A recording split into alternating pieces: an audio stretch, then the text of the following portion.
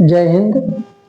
हम आज आपको बताएंगे मस्तिष्क यानी ब्रेन के बारे में।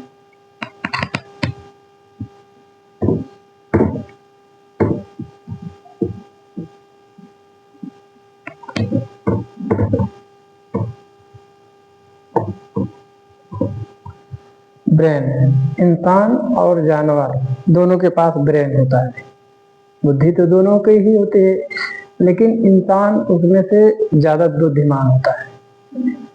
इसलिए कि हम लोग जो भोजन करते हैं उसमें जो ऊर्जा पाई जाती है, हमारे शरीर के जितने अंग हैं सबको ऊर्जा की आवश्यकता होती है। इसी प्रकार से जानवर को भी ऊर्जा की आवश्यकता पड़ती है, उनके भी अंगों को ऊर्जा की आवश्यकता पड़ती है। तो मनुष्य का जो मस्तिष्क होता है, उसका जो ब्रेन होता है, वो 70% ऊर्जा भोजन का अपनी ओर खींच लेता है, इसको जरूरत पड़ती है।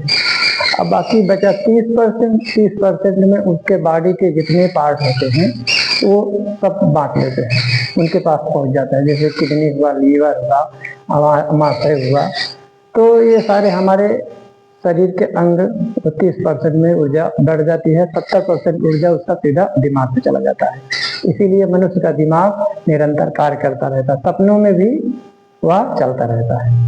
जानवर की अपेक्षा जानवर जो होता है भोजन करता है तो उसका जो ऊर्जा मिलती है वो 70% उसके शरीर पे चली जाती है और 30% ही सिर्फ उसके दिमाग पे जाती है। इसीलिए जानवर जो है मोटा तगड़ा हो जाता है और मंद बुद्धि का होता है, नहीं तो उसको खूंटे में बांध कर रखा नहीं जा सकता है, वह खोल के चला जाएगा, बुद्धिमान हो जाएगा। तो इसीलिए इंसान बुद्धिमान हो जाता है, उसका दिमाग तेज होता है, और जानवर मंद बुद्धि होता है, उसका दिमाग स्लो होता है।